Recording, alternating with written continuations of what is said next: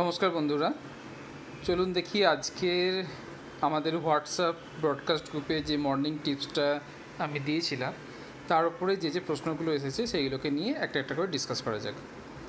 ওকে, তো আমাদের যে হোয়াটসঅ্যাপ ব্রডকাস্ট গ্রুপে সকালে মর্নিং টিপসে আমাদের যেটা ছিল সেটা হচ্ছে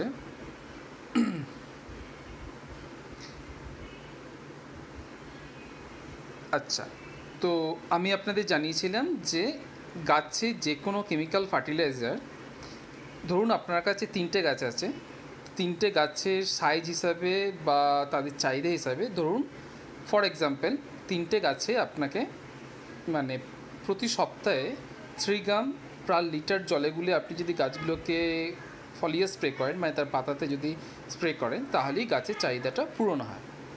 এখন প্রো টিপটা হচ্ছে ওই সপ্তাহে একবার 3 গ্রাম 1 লিটার জলেতে গুলে স্প্রে করার থেকেও বেটার রেজাল্ট দেবে যদি আপনি সপ্তাহে 3বার 1 গ্রাম করে 1 লিটার জলেতে গুলে যদি সব কটা গাছে যদি স্প্রে করতে পারেন। মানে একেবারে ফুল রিকোয়ারমেন্টটা একেবারে গাছেতে স্প্রে না করে যদি তাকে 3টে পার্টে যদি ডিভাইড করে 3 দিন গ্যাপে গ্যাপে যদি আপনি যদি গাছগুলোতে দিতে পারেন, তো সেক্ষেত্রে কিন্তু রেজাল্টটা অনেকটা বেটার হবে। একসাথে গাছগুলোকে পুরো খাবারটা না দিয়ে যদি ধীরে ধীরে গাছগুলোকে যদি খাবারটা দেওয়া যায়, সেক্ষেত্রে কিন্তু রেসপন্স অনেকটাই বেটার হবে। আজকের মর্নিং টিপস ছিল এটাই। তো দেখা যাক এই মর্নিং টিপসের রিপ্লাইয়ে কারা কারা কী ধরনের প্রশ্ন করেছেন। তো পিয়ালি চক্রবর্তী আপনি লিখেছেন যে স্প্রে করা কি কোনো স্পেসিফিক টাইম আছে নাকি দিনের যে কোনো সময় করা যায়? এখন দেখুন, গাছে ফার্টিলাইজার বলুন বা আপনি পেস্টিসাইড ফাঙ্গিসাইড যা ইচ্ছা বলুন, যদি বাইরে থেকে স্প্রে করে পাতাতে যদি স্প্রে করেন, তো সেক্ষেত্রে সবথেকে ভালো সময়টা হচ্ছে ভোরবেলা। ভোরবেলা মানে সূর্যের রোদটা ঠিকঠাক করে চড়া হয়ে যাওয়ার আগেই। তো সেটা যদি ভোর 5টায় যদি করতে পারেন তো সবথেকে ভালো, কিন্তু যাদের 5টায় ঘুম থেকে ওঠা অভ্যেস নেই, তো সেক্ষেত্রে আপনি সকালে ঘুম থেকে উঠে 7টা-8টা নাগাদও কিন্তু এগুলো করতে পারেন। ইনকেস যদি সেই টাইমটা যদি পার হয়ে যায়, সেক্ষেত্রে কিন্তু গাছে স্প্রে করার নেক্সট ভালো টাইমটা হচ্ছে আপনার সন্ধেবেলা, মানে সন্ধেবেলা সূর্য ডোবার বাদে। কখনোই কোনোভাবেই কিন্তু কোনো কেমিক্যাল জিনিস, মানে কেমিক্যাল পেস্টিসাইডই হোক, ফাঙ্গিসাইডই হোক বা আপনার ফার্টিলাইজারই হোক, কখনোই কিন্তু দুপুরবেলা গাছেতে স্প্রে করা উচিত না। নেক্সট প্রশ্ন করেছেন সাথী ভট্টাচার্যা, আপনি লিখেছেন এই টিপসটা কি ইনডোর গাছে এনপিকে দেওয়ার সময় প্রয়োগ করতে পারবো? একদম, মানে ইনডোর গাছের ক্ষেত্রে এটা কিন্তু খুব ভালো কাজে দেয় যে সপ্তাহে একবার ফুল ডোজ না দিয়ে 30% ডোজে আপনি যদি সপ্তাহে 3বার গাছে দেন, সেক্ষেত্রে কিন্তু অনেক বেটার রেজাল্ট পাবেন। অর্পিতা দাস আপনি লিখেছেন যদি 11টা মিডিয়াম সাইজের অর্কিড থাকে, সপ্তাহে একবার এনপিকে 2 ml পার লিটার দিতে বলেছিলে, আমি তো 2 ml পার লিটার একেবারে গুলে 11টা গাছে স্প্রে করছি, এক্ষেত্রে কী করা উচিত? প্রথম কথা, আমি কিন্তু এনপিকে 2 ml পার লিটারে দিতে বলিনি, তার কারণ হচ্ছে আপনার যে ওয়াটার সলিউবল এনপিকে যে সল্ট, সেটা কিন্তু ml হিসাবে হয় না, সেটা হয় আপনার ইউজুয়ালি মানে হচ্ছে গুঁড়ো হিসাবে, সল্ট হিসাবে। তো সেক্ষেত্রে আপনাকে 2 গ্রাম পার লিটার, তো 2 গ্রাম পার লিটারে আপনার যদি 1 লিটার জলেতে 11টা গাছ যদি হয়ে যায়, সেক্ষেত্রে 2 গ্রাম পার লিটারটাকে আপনি 3টে ভাগে ভাগ করে নেবেন। তো সেই হিসাবে আপনাকে 2কে 3 দিয়ে ভাগ করলে যতটা হয়, তত গ্রাম পার লিটার প্রত্যেক সপ্তাহে 3বার করে দেবেন। আচ্ছা, প্রিয়া আপনি লিখেছেন যে এনপিকে কেন স্প্রে করব? এনপিকে হচ্ছে একটা গাছের কেমিক্যাল ফার্টিলাইজার যেটা হচ্ছে ব্যালেন্সড, মানে আমি এখানে কিন্তু ব্যালেন্সড এনপিকের কথা বলেছি। তো এনপিকে কোন কোন গাছে দেওয়া যায়? এনপিকে মোটামুটি সমস্ত গাছেতেই দেওয়া যায় as a chemical balance fertiliser হিসেবে। তো এনপিকের মধ্যে 19-19-19 আর 20-20-20 এই দুটো হচ্ছে ব্যালেন্সড এনপিকে।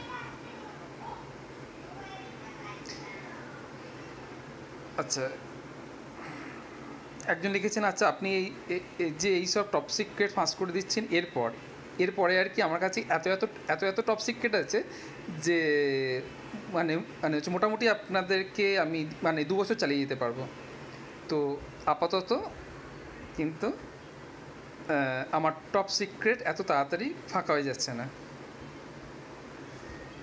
সত্যি বলতে গাছে যে এনপিকে দিতে হয় তাই জানতাম না। এনপিকে দেওয়াটা কিন্তু ম্যান্ডেটারি না, আপনি শুধুমাত্র কম্পোস্ট দিয়েও কিন্তু খুব ভালোভাবে গাছ করতে পারেন। তো এনপিকে দেওয়াটা কিন্তু ম্যান্ডেটারি না। আচ্ছা, এটা গেল আমাদের গাছে অনলাইন ওয়ার্কশপ যে হোয়াটসঅ্যাপ গ্রুপটা আছে সেটাতে আপনারা যা পোস্ট করেছেন। এরপর ব্রডকাস্ট 1-এ যাই। ব্রডকাস্ট 1-এ তো কেউ রিপ্লাই করতে পারেন না, কারণ 1024-এর থেকে বেশি মেম্বার হয়ে গেলে কেউ কিন্তু কোনো রিপ্লাই করতে পারবেন না। নেক্সট যাই ব্রডকাস্ট 2-তে। ব্রডকাস্ট 2-তে দেখা যাক কেউ কিছু জানতে চেয়েছেন কি না।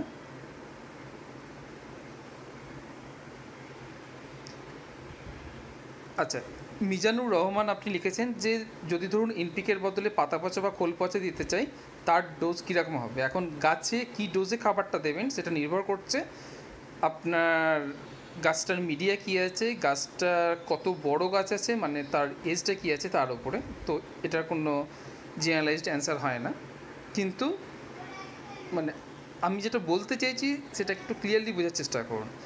একটা গাছে যে পরিমাণ খাবারের প্রয়োজন পড়ে সবটুকু খাবার একসাথে সপ্তাহে একবার দেওয়ার থেকে ওই সেম পরিমাণ খাবারটাকে আপনি যদি 3টে ভাগ করে যদি সপ্তাহে 3বার দেন সেক্ষেত্রে কিন্তু অনেক বেটার রেজাল্ট পাবেন। আজকের মর্নিং টিপসের বিষয়বস্তু হচ্ছে এটা।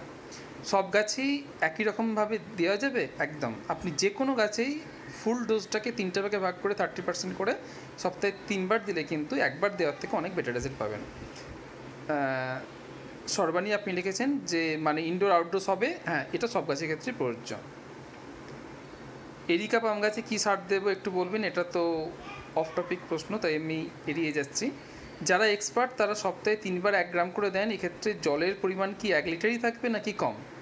জলের পরিমাণটা কিন্তু 1 লিটারই থাকবে, তার কারণ 1 লিটার জলের জায়গায় আপনি যদি ওই 300 মিলিলিটার জলেতে যদি 1 গ্রাম দেন সেক্ষেত্রে কিন্তু সারের ডোজটা এক্সেস হয়ে যাবে। তো আপনার 3টে গাছে বা 4টে গাছে বা 5টা গাছ বা আপনার যে কটা গাছই থাকুন না কেন, তার যদি ডোজটা যদি হয় 2 গ্রাম পার লিটার হিসাবে 1 লিটার জল, সেক্ষেত্রে আপনাকে কিন্তু এই 1 লিটার জলেতেই ওর 1/3 সারটাকে মেশাতে হবে। সব গাছে দেওয়া যাবে এরকম এনপিকে রেশিওটা একটু বলবেন। ইনডোর আর আউটডোর দুটোই আপনি যে কোনো ব্যালেন্সড এনপিকে মানে 90-90-90, 20-20-20, 15-15-15, যেটাতে নাইট্রোজেন ফসফরাস পটাশিয়ামের রেশিওটা ইকুয়াল, সেই ধরনের ব্যালেন্স এনপিকেটা কিন্তু আপনি ইনডোর আউটডোর যে কোনো গাছেতেই দিতে পারবেন। ওকে, এটা গেল ব্রডকাস্ট 2। ব্রডকাস্ট 3-এতে দেখা যাক আপনারা কে কী রিপ্লাই করেছেন। এখানে 3টে রিপ্লাই দেখতে পাচ্ছি, আমার সবেদা গাছ এটা আউট অফ কনটেক্সট, কালো আঙুর আউট অফ কনটেক্সট। আচ্ছা, 3 নম্বর ব্রডকাস্ট হয়ে গেল। এবার 4th ব্রডকাস্টে দেখা যাক।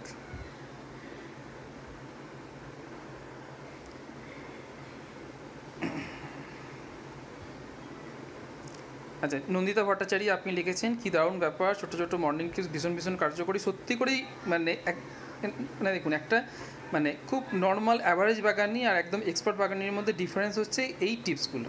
এই টিপসগুলো যদি মাথায় রাখতে পারেন দেখবেন 1 বছরের মাথায় আপনার কিন্তু একটা হিউজ ইমপ্রুভমেন্ট হচ্ছে।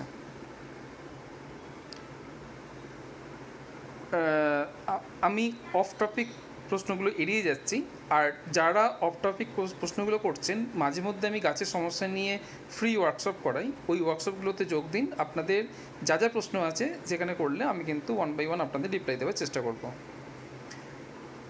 স্বাতি আপনি লিখেছেন I am new member, what is NPK fertiliser. NPK fertiliser হচ্ছে N stands for nitrogen, P for phosphorus, K for potassium. তো এই নাইট্রোজেন ফসফরাস পটাশিয়াম এগুলো হচ্ছে গাছের ম্যাক্রোনিউট্রিয়েন্ট। ম্যাক্রোনিউট্রিয়েন্ট মানে একটা গাছের ড্রাই বায়োমাসের মোর দেন 95% হচ্ছে এই নাইট্রোজেন ফসফরাস পটাশিয়াম, তারপর হচ্ছে আপনার হাইড্রোজেন কার্বন অক্সিজেন এই সমস্ত। তো আপনি যে কোনো সারের দোকানে গিয়ে এনপিকে ফার্টিলাইজার বললেই কিন্তু আপনাকে এই সিনথেটিক ফার্টিলাইজারগুলো দিয়ে দেবে। টিপসগুলো একটা বই আকারে বের করলে ভালো হয়, অনেক দিনের ইচ্ছা একটা বই লেখার, কিন্তু সময় কুলিয়ে উঠছে না। তো সময়ে কুলিয়ে উঠতে পারলেই আমি বইয়ের আকারে বার করার চেষ্টা করব।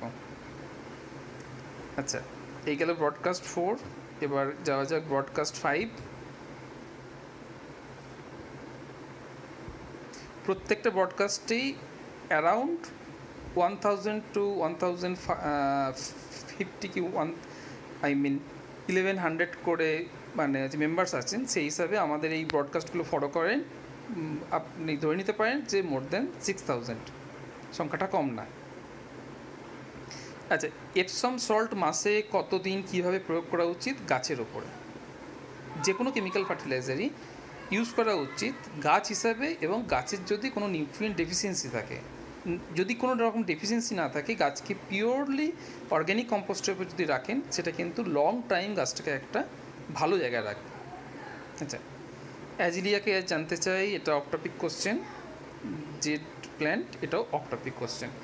তো মোটামুটি আজকের যে মর্নিং টিপসটা ছিল যে গাছের যেটা রেকমেন্ডেড ডোজ বা যেটা রিকোয়ার্ড ডোজ, সেটাকে একেবারে সপ্তাহে একবার না দিয়ে সপ্তাহে 3 বার দিতে 30% করে ডোজে, সেক্ষেত্রে কিন্তু আপনার হাতে গাছ কিন্তু অনেকটা বেটার থাকবে।